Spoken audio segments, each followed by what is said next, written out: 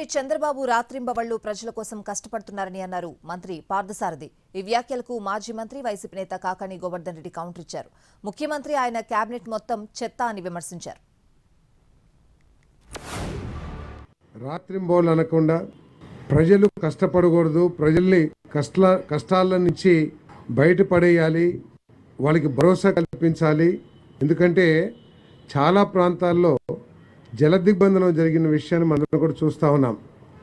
వారందరూ కూడా భయభ్రాంతులకు గురయ్యే పరిస్థితులుంటే స్వయంగా ముఖ్యమంత్రి గారే ఎవరు వెళ్ళలేని పరిస్థితిలో ఉన్న చోట్ల కూడా అక్కడికి స్వయంగా వెళ్ళి వాళ్ళందరికీ కూడా భరోసా కల్పించి వాళ్ళందరికీ కూడా సహాయ కార్యక్రమాలు నిర్వహించిన విషయం అందరికీ తెలిసింది.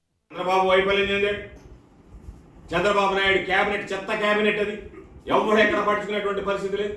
నీ చుట్టూ ఉన్నటువంటి సీఎం చెత్త టీం, నువ్వు ఒక చెత్త సీఎంగా మారిపోయావు. కాబట్టి ఈ చెత్త అంతా చేరి ఈరోజు పాపం అక్కడ ఉన్నటువంటి ప్రజల బతుకుల్ని బుగ్గుపాలు చేసి అనేక రకాలైనటువంటి ఇబ్బందులు పడ్డారు. తీవ్రమైనటువంటి శోభకి, మానసిక శోభకి ఈరోజు వాళ్ళు గురయ్యేటువంటి పరిస్థితి ఏర్పడింది. కాబట్టి ఈరోజు మీరు చెప్పండి సమాధానం. గురువారం నాడు వర్షం వచ్చింది, శనివారం దాకా వర్షం కురిసింది. గురువారం ఏడున్నారు, శుక్రవారం ఏడున్నారు, శనివారం ఏడున్నావు. నువ్వు ఎప్పుడు బయటకు వచ్చావు? ఆదివారం సాయంకాలం బయటకు వచ్చావు.